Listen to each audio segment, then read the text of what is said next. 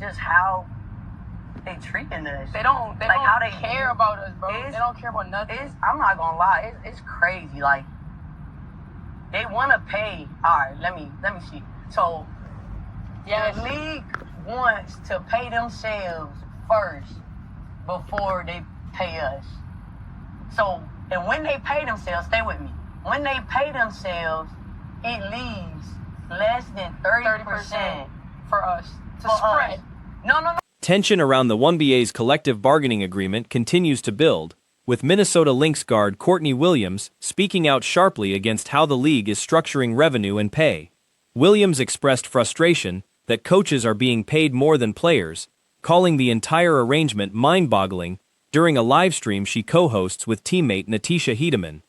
According to Williams, the league intends to cover its own expenses first before distributing any remaining revenue, and even then, players would only split roughly 30% of what's left with the league itself, which works out to less than 15% of overall revenue actually reaching the players. For us to spread. No, to split with them.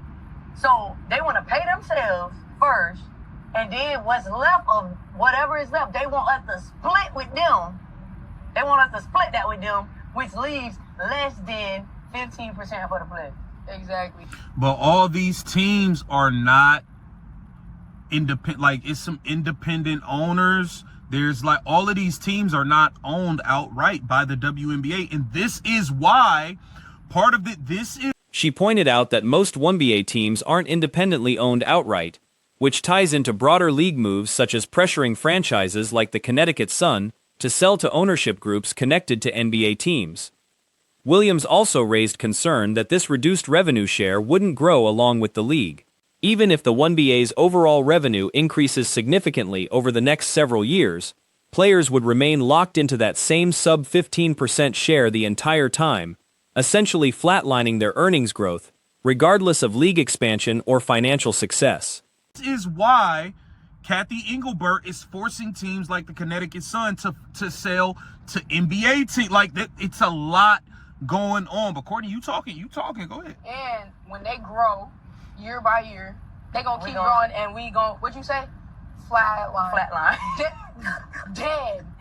So basically what she's saying is, the league basically is saying, that was crazy. Flatline. They want us to stay at that less than 15%. Adding to her frustration, Williams noted an inconsistency in how expenses are being handled. While the league accounts for coaching salaries as a covered expense, players' own expenses aren't given the same consideration. She emphasized that despite this framing, coaches are still projected to earn more than franchise cornerstones and MVP-caliber players like Aja Wilson or Nafisa Collier, athletes who are the actual face of their franchises and the league. There's also concern about the league reportedly looking to scale back player benefits such as housing and rental car provisions, additional line items players are pushing back against alongside the pay structure itself. 15% each year. So if the league grows in 26, 27, 28, 29, 30, we stand at that less than 15% the whole way through. Flatline, dead. Yeah, that's what they want to do. That's. But hold on. They want to pay all their expenses first, but mind you, they don't consider the players' expenses, but they consider coaches' expenses. And to even piggyback off of that, they still want to pay. With frustrations mounting on multiple fronts, there's growing speculation that a lockout could become a real possibility if things don't improve, especially as some reports highlight higher-profile contract offers being floated publicly, while these deeper structural pay issues remain unresolved. A recent Yahoo Sports article detailing Williams' comments notes that negotiations between the WNBA and the WNBPA remain far apart, with the clock ticking down before the current CBA expires. Players continue pushing for a revenue-sharing model closer to what NBA players receive, but as of the report, the two sides remain noticeably far from an agreement. And to even piggyback off of that, they still want to pay coaches more than they pay, like an Aja Wilson or Nafisa Collier. It's going to be coaches getting paid more money than them. Franchise, all-star MVP players. But coaches are expenses for the league. I know. But they're not considering players' expenses. But they want to pay the coaches and all their expenses off first. Damn. Yeah, bro, it might be a lockout, man. I'm gonna be honest with y'all. It seems like it don't matter what the WNBA does. The article confirms Williams' allegations, stating the league's proposal reportedly includes revenue sharing around 15%, a number that would actually decrease over the life of a new agreement, a detail that has left the players' union unimpressed, even with the league floating potential maximum salaries north of $1 million. Despite those headline salary figures, the report notes that a max contract WNBA does, because at first it was just everybody wanted more bread. Now everybody get like $1.3 million offers and all this stuff, 550,000 minimums and all this. I mean, you know what I'm saying? Like it seemed like that ain't even enough. It's about to be a lockout, man. They want to pay all them first, and then whatever is left. But we are. But we're the. Okay. We the ones who. No, we're chilling for a minute, Mario. Mario said, "Get your ass out." Let's just talk about. Overall, the report suggests there remains significant ground to cover before the two sides reach an agreement, and notes that the players' union has already authorized its executive committee to call for a strike if negotiations continue to stall. With deadlines approaching quickly, uncertainty remains high regarding the league's next moves, including whether high-profile incoming talent will even be part of the league in the near future if these issues remain unresolved. A clip circulating online features Minnesota Lynx guard Courtney Williams reacting to Caitlin Clark's standout performance against the New York Liberty. Talk out here. Thank you, Mario. My guy. I'll get a raise for you. Yeah, I'm coaches inexpensive, but don't consider players in expense. Oh, and they trying to take away housing And cars. rental cars. And rental cars. All right. So look, man, they not feeling any of that. They're not like Courtney Williams, Tisha Heidemann. They're not feeling any of that stuff that the WNBA is trying to take away. They're not feeling coaches getting paid. In the video, Williams reaffirms her admiration for Clark's talent and pushes back against critics. Her willingness to speak candidly stands out, since few players around the league have been as vocal or direct on this topic. Williams has consistently made her stance clear from the beginning, often alongside teammate Tisha Heidemann, who also appears in the clip. Is trying to take away. They're not feeling coaches getting paid more than the players. Man, it's a lot, bro. I don't know, man. I don't see how anything gets done at this point. In an article here on Yahoo Sports, it says Lynx Courtney Williams makes explosive WNBA CBA allegations as talks remain stagnant. How are talks stagnant? That's my thing. The talks are stagnant. Bruh, y'all went up to the Halloween window. In an earlier moment involving DJ Carrington, Williams made the same point. Regardless of outside opinions or fan criticism, Clark's presence changes the way a team performs. She's described as being on another level entirely. It's also in this clip. If you saw the last clip where they had DJ Carrington, they was all at the hotel, and she was letting DJ know, yeah, Caitlin make them different. I don't care what you talking about. I don't care what these fans talking about. Caitlin is different. She's a GOAT. She's just on another level, and she makes them different. Let's listen to what Courtney Williams of the Minnesota Lynx had to say about Caitlin Clark's greatness today.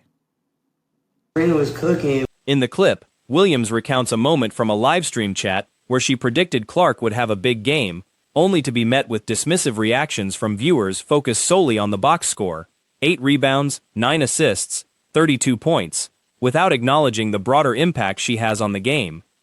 She called out that skepticism directly, noting that critics have targeted Clark since before she even played her first professional game. Today. Serena was cooking, but Caitlin was cooking, bro. Go look at her stat line, bro. Now, when I was in the chat and I said Caitlin make them girls different, y'all was in the chat talking about 8 rebounds, 9 assists, 32 points. Almost. I said, bro. I said, who was in the chat when I said that? And then and they was in the chat hating. I literally said, I like that. Call out the haters, C-Dub. Call out these haters. They've been hating on CC from the door. According to Williams, only a select few players are secure enough in themselves to openly acknowledge Clark's impact without letting insecurity get in the way. She also referenced an earlier discussion This one about a different game, where she suggested the opposing team might have a better chance simply because Clark wasn't playing. We see from the door, let's just keep it real. They've been hating on Caitlin Clark since before she played her first game. And it's only a few of y'all that are confident and enough with yourself and don't have so much insecurities that it don't block you from saying the truth about what you see about the greatness that Caitlin Clark is bringing to this league. I said, all out the haters. I literally said, I said. That comment drew pushback in the chat at the time, but she stood by her reasoning, pointing out that Clark's presence alone changes how a team performs, regardless of who's on the court alongside her. All out the haters. I literally said, I think they was playing Dallas or something, and I was like, DB didn't play. Oh no, actually that's when DIDN was on here, because I was like, we was talking about the game, and I basically was like, well, the other team might have a chance because Caitlin ain't playing. You know what I'm saying? Yeah. And then everybody in the chat was like, and I was like, bro, what is y'all talking about? That girl make that team different. And everybody was in the chat hating, and I said, all right, bro. And now look, what I say. Yeah. The commentary highlights how significant it is to see someone speak positively and directly, especially after a long stretch where public praise from fellow players has been rare. The broader context here is Clark's actual performance in that Liberty matchup, a stat line that included 32 points and 8 assists, delivered even as she reportedly ran low on energy from the second half of the third quarter onward. Yeah, that's a fact. She's not lying, y'all. She's not lying. She called it out from the door while DiJonae Carrington was there when she said, yo, Caitlin is different, man. She's on another level. All the haters as fans and the player haters, which are the WNBA players who be hating and acting jealous of Caitlin Clark. It's ridiculous. I'm glad that we got somebody real enough to step to the forefront. Despite fatigue setting in, she still delivered one of the most talked about performances of the season. The larger argument being made is that while other players can also score 30 points in a game, few possess Clark's ability to hold an audience's attention from start to finish. Described as appointment viewing on the level of when major stars like Michael Jordan or LeBron James entered their respective leagues. Ridiculous. I'm glad that we got somebody real enough to step to the forefront. It took long enough. It took long enough for somebody to step to the forefront and say, yeah, she's different. There's no need to be hating on her. And to be willing to say it in front of DiJonae Carrington, and we know the salt that DiJonae Carrington got in her mouth from Caitlin Clark. She just so salty. Nalissa Smith, salty. So I love the fact that Courtney Williams called this. The discussion also touches on how some fans have shifted their comparisons after realizing Angel Reese doesn't match up statistically or stylistically with Clark, instead turning their attention to Paige Bueckers as an alternative measuring stick. While Bueckers is a respected player in her own right, the argument made is that she doesn't generate the same level of audience excitement that Clark consistently does. Salty. So I love the fact that Courtney Williams called this out, especially, let's be real here. Can we be real for a second? How could you not call it out after that monster performance? How could you not say this after that type of game that Caitlin just had? Bro, she just had 32, 9, and 8. And she ran out of gas, bro. Caitlin Clark literally ran out of gas. From the halfway point of the third quarter going on, Caitlin Clark was on empty. She was on. A similar pattern is pointed to with Caitlin Clark comparisons being unfairly placed on other players, including international standout Juju Watkins, who reportedly continues playing deep into blowout games because fans expect stat-padding performances on the level of Clark's. The point being made is that these comparisons put unfair pressure on players who never asked to be compared in the first place. They simply want to play their game without being held to an external standard built around someone else's impact. Going on, Caitlin Clark was on empty. She was on fumes. She did that on an empty tank, y'all. She did that on an empty tank. What are we really talking about? There's nobody else in this league. Yes, Other players can go for 30. Yes, that's true. But can other players keep the audience glued to the television? I didn't even want to go to the bathroom during commercial because I was scared I was going to miss something. Ultimately, the message centers on the idea that what sets Clark apart isn't just her skill level, but her ability to captivate large audiences, drive engagement, and function as a true box office draw, something that goes beyond individual stats. Because so few players or public figures have been willing to acknowledge that openly, moments like Williams' comments are seen as meaningful and worth recognizing, especially coming from someone confident enough to say it directly, even in the presence of players who've previously clashed with Clark publicly.